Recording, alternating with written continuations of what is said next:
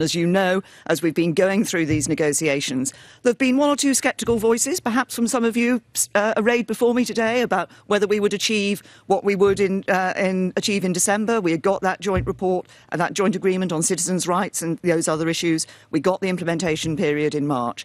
Now we've put forward a proposal that the two proposals the European Commission had put forward are not acceptable to the UK. We have said no to those, and that's why we have put our own proposal on the table for the future, which, like I've said in answer to other questions, delivers on the Brexit deal, but also ensures that we can have smooth trade with the European Union in the future. And in terms of the United States and trade with the United States, there will be questions on some of the trade issues about the standards we have here for certain products and how we want to deal with those in the trade deal. That will be a matter for the negotiations.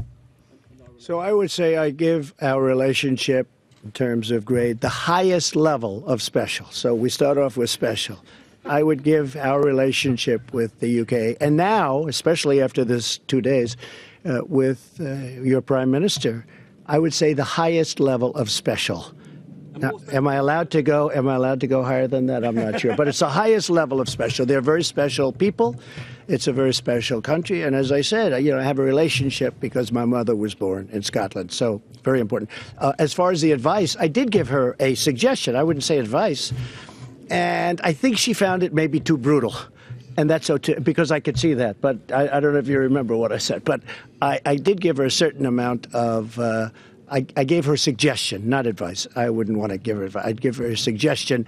I could fully understand why she thought it was a little bit tough. And maybe someday she'll do that. If they don't make the right deal, she might very well do what I suggested that she might want to do.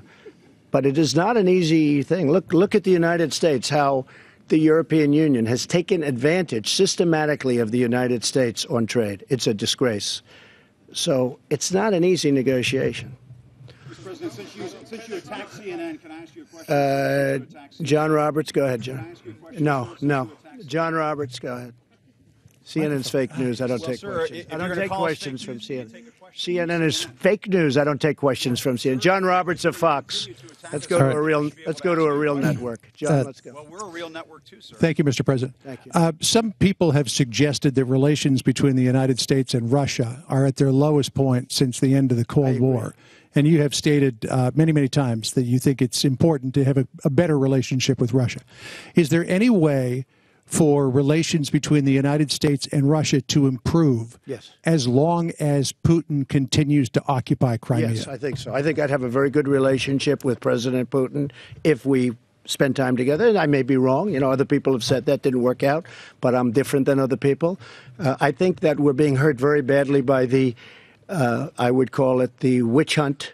I would call it the rigged witch hunt after watching some of the little clips. I didn't get to watch too much because I'm here. It's a different time zone, to put it mildly. But after watching the people, the man that was testifying yesterday, I call it the rigged witch hunt. I think that really hurts our country, and it really hurts our relationship with Russia. I think that we would have a chance to have a very good relationship with Russia and a very good relationship with President Putin. I would hope so. But what is your thinking about improving relations with Russia while they continue to illegally occupy another country? Well, that was, yes, they do. And if you're talking about Crimea primarily, yeah. But again, President Obama failed very badly with Crimea. I don't think he would have done that if I were president.